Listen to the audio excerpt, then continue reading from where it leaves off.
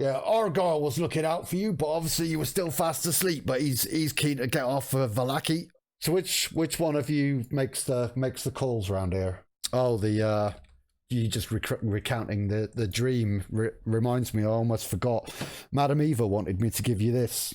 The burgomaster, Ireena and yeah, Ishmak. Absolutely, yeah, the burgomaster of Barovia. Yeah, I knew them reasonably well. Good morning. Oh, hello, dearie. You're a lovely looking little one, aren't you? What's your name? My name's Granny Morgan. You'd have bumped into her sooner or later. I can't rightly tell from here, but they look to be trappers. Oh, Beryl, she's gone missing from Vallaki. Beryl. Yeah, Beryl, you know Beryl. Red hair, pointy nose. Oh, a person. Alec is interested Beryl. now. You turn to the others and goes, am I talking a different language? What do they mean, what's Beryl? What else is a Beryl? Bloody name, innit? Wooden, contains things. Oh, no, not a barrel. A beryl. Yeah, Kelly, it couldn't be more clear, honestly. Bleeding hell, I'm glad we cleared that up. Flipping get you to help us, and then you're spending an hour looking for a barrel, walking right over poor Beryl trying to look for a barrel. You going to help or what? And Arrigal says, just make it quick. I don't need to remind you. We're carrying, and he whispers, we're carrying precious cargo here. I am aware. And he looks at the trail now as clear as day, and punches the shoulder of the scout next to him and says, how did you miss this? What's the matter with you? You got eyes in the top of your hat? Well, yeah, I reckon we can pick it up. Yeah, I reckon. Oh, I've got the voice wrong. All right, yeah, I reckon we can pick it up from here. I mean, if you only want to do half a job, and it becomes fairly clear that a mate may be about 60 feet ahead of you, just on the edge, coming into your dark vision, probably a couple of 100 feet off the path or off the edge of the woodland. There's a corpse lying across what looks to be a well-used animal trail. And there are 3 wolves and a larger wolf like the one you fought before, picking at the corpse. Okay, props. And they're busy. Mission complete. They're busy eating you, so they haven't eating. They're eating us. Yeah, oh God! They're eating us. Oh no! Yeah, that escalated quickly. I don't even know how they got over here. They haven't noticed you yet. I think it's time to go. We've solved the mystery. Shouldn't we bring the body back? Well, the trappers are with us. Yeah, the trappers are sort of with you. They're slowly backing off back down the trail. Yeah. Well, it's their professionals are leaving. Yeah, and that's their problem. Time to go. And the one who's been talking to you sort of says in a fairly low voice, well, the job only was to find Beryl, and technically we found Beryl, so we don't fuck about with the big ones. Respectable. We've had our own encounter. We'll find you some wolves to get murdered by later. One of the men, the one who's been speaking for the group so far, he holds a hand out and says, name's Soldar. Well, Soldar. Soldar, I'll pop it in chat for you. All right. I picked his voice without thinking of how well his voice would go with his name. Yeah, and I've left myself with a non-player character who can't say his own name. Okay. Oh boy. Yeah, we're from Vallaki. Yeah, just out trapping for the day.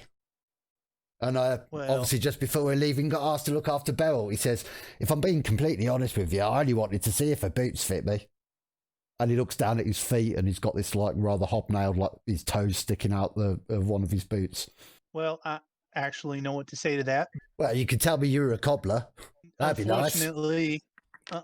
Unfortunately, I did not master that particular trade. Problem with people whispering in your ear is sometimes it's never clear whether they're whispering honey or poison.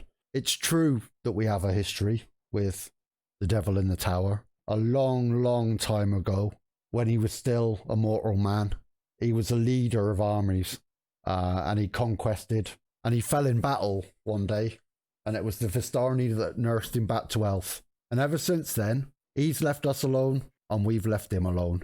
And the people of Vallaki, they can't stand it. They've got to sit in that city behind their walls, and they can't leave Barovia, and they'll never leave Barovia. And sometimes, when he lets us, we're allowed out. We're allowed to go and pick up trinkets that he might want for his castle, and fruits that the wider lands can offer, and he lets us go out. And in that way, we get to conduct our own little business. Miss Coliana, your brother was a little vague as to how we retrieve the remainder of our pay. Ismark will be in Vallaki in the next day or so. Once he knows that I'm safe. And then she kind of looks and she says, shakes her head a little bit and says, well, I mean, you might have problem getting payment out of Ismark, simply because he won't be happy that I'm going to the Vistani camp, but honestly, I couldn't care less either way. You, madam, are exactly like my daughter. Hail and well met, good sir. We're new to this fine town, and I am Warren Peace. It is a pleasure to make your acquaintance. What may I call you? My name's Erwin. Erwin. All right, Erwin. Erwin Martikov. All right, Mr. Martikov. We were directed here by some fine wolf trappers that said that you are having a bit of an issue with the flow of wine. We thought perhaps we could be of some service. Well, you're the only people I know who would refer to Yevgeny and Soldar as fine trappers. You're obviously very generous of spirit, and you're very welcome in the Blue Water Inn. What can I get you? Well, I hope I don't offend your sensitivities, but if you happen to have any water around, I would greatly appreciate it. It has been a long trip. What'll we be drinking, ladies? And I should let you know at this point that Erwin's voice is probably going to change considerably over time, because I realised I'd instantly gone back into that Somerset-y, Devon-y pirate thing that I don't seem to be able to get out of that now. I might get there in the end, but imagine him having more of a booming voice. You're welcome to look at the wine list. I'd savour that if I were you. It might be the last we see in a while by the looks of it. The vineyard is just a few miles west of here. Just follow the old Svalich road and the signs. You'll not find it difficult to find. But we're 3 days overdue for a delivery now, which is unusual. Well, that simply won't do. Do you have a contact over at the vineyard? Sure. We can talk to? Sure. And he pulls his phone out and says, "Let me just get you the number." Can I dragon tooth it to you? Or? Of course, yes, of course. And Warren will pull out like a little stone that has a hinge on it, like, and flip it open. Oh my god. It's a razor. Sally's using a flat piece of blackened glass and just scrolling through. Oh, what have I started? Fantasy Instagram. Oh, what have I started? All right. No, he says that. She's swiping right and left on people. Yeah, he tells you that yeah, Vasali is on Tinder. As I said, parked at the southern end. Coming closer to it, you can see that the faded lettering on the side of the wagon spells out the words Rictavio's Carnival of Wonders. And there's a heavy padlock securing the back door. Rictavio doesn't appear to be around? Doesn't appear to be immediately around, no. Yeah, so as you can see from the back, there are sort of barred windows across the back. Well, then the next thing begs the question, if you look in those windows, can I see what's inside? You can see a very, very big orange and stripy cat. Okay. Yeah, and when I say cat, I mean saber-toothed tiger. Sure. Yeah. Which probably aren't even really orange and stripy, but I prefer them to be orange and stripy, so that's canon. This Absolutely. is your world. Yeah, my imaginative world building. What mad new thing can I do? An orange and black tiger. As you're ruminating on that, the tiger noticeably calms, and you become aware of a figure behind you who seems to have emerged from the warehouse somewhere, and who says, is there something I can help you with? You wouldn't happen to be Rictavio, would you? And who might I have the pleasure of acquainting with? Oh, my name's Warren Peace. War and Peace. That reminds me of a book I once read. I am indeed Rictavio. Is your Festival of Wonders no longer around anymore? We're just in the process of getting started. This fine adventure has barely even begun. Truth be told, I've been brought to Vallaki to provide the finale of the Festival of Light. We shall have a Festival of Wonders like the world has never seen before. What can you tell us about this festival? We're rather excited for it, but we don't know a whole lot about it. Oh, it's the brainchild of the Baron. It's how he keeps Vallaki safe from from him and his minions. Oh, I've completely changed voice again. The Baron some time ago realised that happiness and well-being were the keys to keeping the spirits, soaring high, keeping the light on our backs, Sure. keeping the minions at bay. Laughter, song, the tears of a clown. Okay. Well, that all sounds rather interesting. I imagine that's why attendance is required. Oh, absolutely. We can't have the festival and the goodwill it brings ruined by a few ne'er-do-wells who want to stay at home and pine and sulk. You know what? I couldn't agree more. As a storyteller myself, it's difficult when you don't have an audience. So, well, one of the highlights of the show, and the children. Well, in my head anyway. We've never done it, but I don't see why it wouldn't work. We'd have someone with baggy trousers that made them fall over an awful lot, and Whiskers would chase them around the town square, and all the children would laugh as the person was played with. Whiskers likes to play. And then at the end, you get up, and it was all a funny game, and Whiskers is highly well trained, and he hasn't ripped out your throat at all, because that didn't happen in practice. And the crowd cheer, and everyone's happy, and Strahd's minions stay away, because everyone's, hey, fun, hey, this is a great time. And it's the Baron's genius at work. Well, I am most certainly intrigued.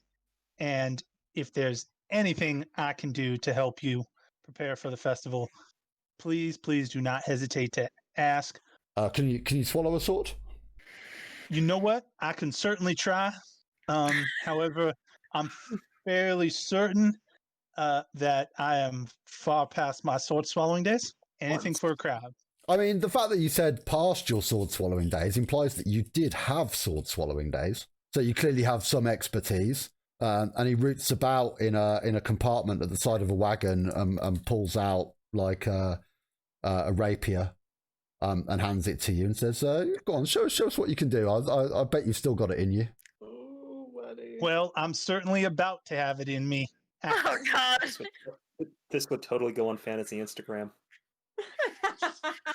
All right, so give me a sleight of hand. Sleight of throat. Yeah. No, sliced of throat. Yeah. Hopefully not.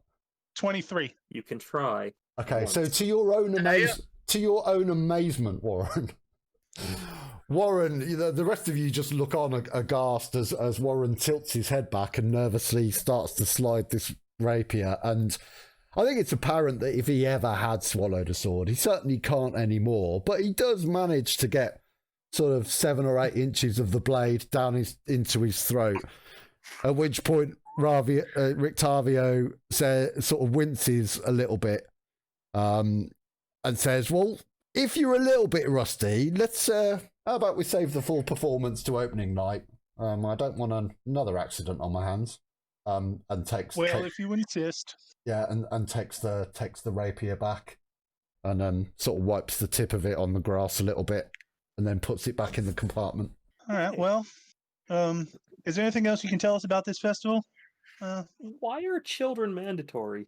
Well, if you're living in a land where children are often whisked off into the night, then they're the first ones you want at a festival that's going to give them the cheer to keep the darkness at bay. And there's no story to go along with that? Some boogeyman or perhaps like large dingoes or something? He looks really puzzled at dingoes, and pulls out his phone. pulls out his phone again and Googles it, and then goes home. It's a small sort of canine type creature from my native land. Forget it. It was ridiculous. It looks at you slightly quizzically and says, "We call them wolves." Where do you want to head first? The weapons Okay. dealer will do.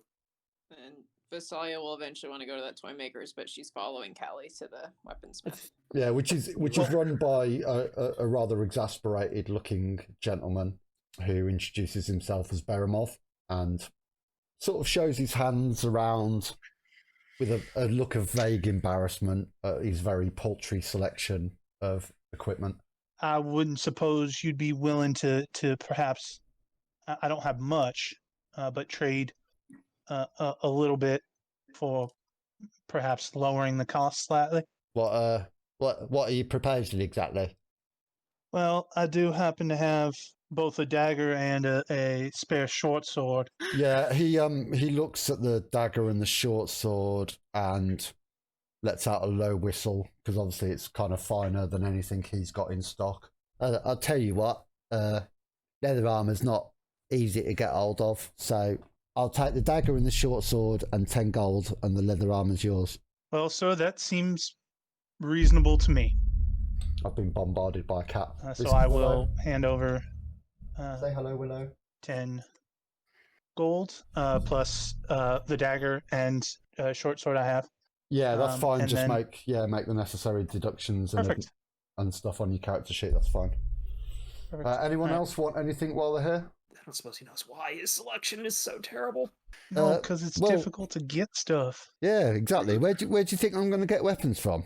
I can't just piss off to Waterdeep for a day and come back with a barrow load full of the finest silver swords. What are you on about? I'll be completely honest with you. What you're looking at here is the weapons and armour we've salvaged from the poor blokes who go out to kill the wolves. I mean, if I want a pike, if I want to sell a pike, if you came to me today and said, I really want to buy a pike, I'd have to wait for a guard to get killed. And then Opal was there first. Don't you guys have like a blacksmith or something? Blacksmith? Someone who makes stuff? Blacksmith? Go on. I've always said, I have always, excuse me, I have always said there are two types of customers. There are buyers and there are browsers. You were buyers, you now appear to be browsers. If you're not buying anything else, I've got a shop to run. The man has a point. Fine. You can do all this la-di-da talking nonsense outside. Well, that seems reasonable enough. Shall we? Yeah, and this guy's clearly got nothing to do. He's got no customers. He just Right. doesn't like You know, us very us much. being there, at least us being in your shop makes your shop look desirable, and then maybe people will come in seeing what all the interest is about. Yeah, Ms. we're Hincrum? Instagram influencers. Yeah, but no one can see you from outside though, can they? Why don't you stand outside the shop and talk really loudly about this is the best shop you've ever been in? That'd help. We might just do that I'm not going to do that. if you pay us. Well, pay you. I ain't got any money. Yeah. Alec is leaving. She does not like this guy. Okay. Visalia and Alec, is there anything you would like to do? Toy store. Oh yeah, toy store. Who wanted to go to toy store? Was did. Alec? We did promise Visalia. Alec Visalia and to Visalia take both Okay. want to go to the toy store. Yeah, let's go to the toy store. So let me quickly, really hurriedly do some reading. Okay. So this cramped shop has a dark entrance portico above which hangs a wooden sign shaped like a rocking horse with a B engraved on both sides. Flanking the entrance are two arched lead-framed windows. Through the dirty glass you see jumbled displays of toys and hanging placards bearing the sign, "Is no fun, is no Blinsky." Visalia will just walk right in, and what does she see? She sees a human. First off, oh man, I really just messed something up in that previous thing, you know. Oh Okay. no. Okay, how am I going to get myself out of this shit? Oh god. Okay, you notice, as you see the guy in front of you, that the door, which is still open, ajar, a familiar little figure scampers inside the shop, runs up the legs and arms of this guy and sits on his shoulder. And it's the little monkey that Rictavio had. And he introduces himself as Gadolf. Gadolf Blinsky. Which is like when they were writing this, they were struggling for a name, and then someone was talking about Lord of the Rings in the background and coughed. Yes, Gandalf, yes. Gadolf! Yeah, that'll do. Gadolf. His name's Gadolf. He looks overjoyed at the fact that you're in his shop. And starts immediately, excitably sort of scampering around, play acting and, grandstanding and all that. He's got like a moth-eaten jester's cap on his head. And he says very excitedly, "Welcome, friends, to the House of Blinsky, where happiness and smiles can be bought at bargain prices. Perhaps you know a little child in need of joy, a little toy for a girl or boy." Do you have a PlayStation 5? This is a pop culture reference that I don't get. A PlayStation 5? PlayStation 5? Oh, what have I fucking started with the phone thing? We're just gonna get. We'll rein it in later. Yeah. Okay. House rule. It was really funny when I did it. It's getting old now. I disagree. I think it's still funny. Oh no, it is. It's hilarious. But Sally will just add to the weird off-kilter kind of creepy ness of the situation, and she's just actually gonna pull out her music box, and she's gonna open her music box, and it'll immediately start like making tinkling, creepy music box sounds, and you'll see like a dark figure like twirling in the middle of the box, and it's like a jet black music box, and she'll just say, "Have you ever seen anything like this?" And she's like holding it up to the clown kind of dude. He looks at it and says, "That's quite a nice music box. How much do you want for it?" "Well, I don't want to sell it, silly. What's the point showing it me then? I just didn't know if you knew who made it or where it came from." Okay. He says, do you mind? And it holds out his hands. Alia will look him up and down and give him like creepy, like I'll fuck you up eyes, and then she will give him the music box, and she's staring at him the whole time. And he turns it over in his hands and says, and then he turns his back on you and he's looking down at it, and you can just see sort of his shoulders hunching as he looks down at it, and he's obviously got it tucked in quite close to his chest. And he mutters a few words and then turns back round to you and says, "Well, doesn't seem to be anything magical about it. Can't really see any maker's marks. Bit of a mystery, to be honest." And hands it back to you. Are you sure? What do you mean, am I sure? Well, I mean, that was quite possibly the most suspicious thing I think anyone has ever done in the history of things, but that's not something Callie actually says out loud. Bleeding hell. Says that out loud. Oh my god. Do you know, I got really excited when you came to my shop because I haven't had a customer for months. And now it's like you've just come in to cause nuisance and doubt my credibility. Oh my god. We're pissing off all the merchants in this town. Now, you're going to buy Everybody's giving something? 1 stars. You're going to buy something? So, yeah. Do you want to buy anything here, or because this rude shop merchant is not really worth our time, in my opinion? I just wanted to ask him about my music box. I'm ready to go. It certainly seems to be a functional toy shop of some sort, but with maybe slightly weird toys. There's a ventriloquist dummy. There's a sort of mobile that you'd maybe put above like an infant's cot or something, but it's got like bats hanging from it, and the wings flap up and down as it turns. There's like a miniature gallows complete with a trap door and a weighted hanging man, so that you can press a button. Like the Nightmare Before Christmas. Oh my god. There's a merry-go-round, but instead of like painted horses, it's like snarling wolves chasing children as they go round. Okay. And there's a number of dolls in the shop that you recognise, all of you, as bearing quite a striking resemblance to Ireena. Uh, I don't like this place. That's so creepy. Masalia's gonna buy one. I was about to say, Alec picks up one of the dolls. And as soon as you go to pick it up, it goes, "Oh no, not them! They ain't for sale." What kind of toy store is Yeah, this? if you like dollies, have a look at this one. And he brings you over a doll that's got like a sack with it full of attachments. I guess this is like a Mr. Potato Head meme. But like they're all like disfigured, like the eyes and mouths that he pulls out that you can attach to the front of the blank face. They're all like Oh my god. things like they've got the eyes and mouths sewn shut and stuff, or they've got teeth missing, or the lips are hanging off. No, Why do you have this doll instead? It's only 9 copper pieces.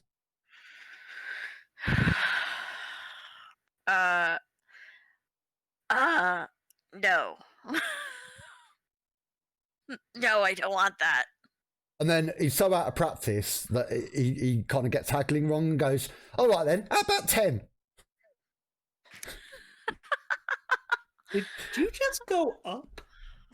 What do we go up? I'm haggling, shush.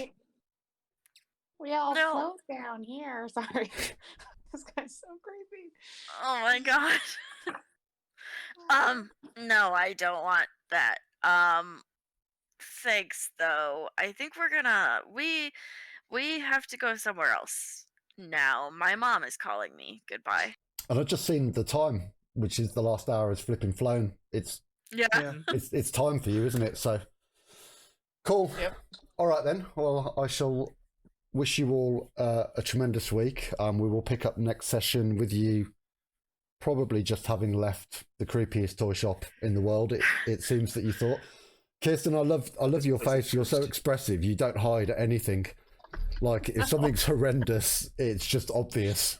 If I ever forgot what the mood was, I'd just have to look at your face and then I'd go, this is a light one, or this is a dark one, or whatever. The mood lit meter, yeah. So it's great. So we finished the session with our party of intrepid adventurers starting to explore Valarki and picking up more weird and wonderful story threads. So I shall say goodbye to people now. Thank you very much And for maybe coming in we'll and have checking out Alec the Burn stream. again. Same time not next Sunday. We've got a week off for Christmas, so see you all in 2 weeks. Cheers. Yes. 2 weeks. Bye.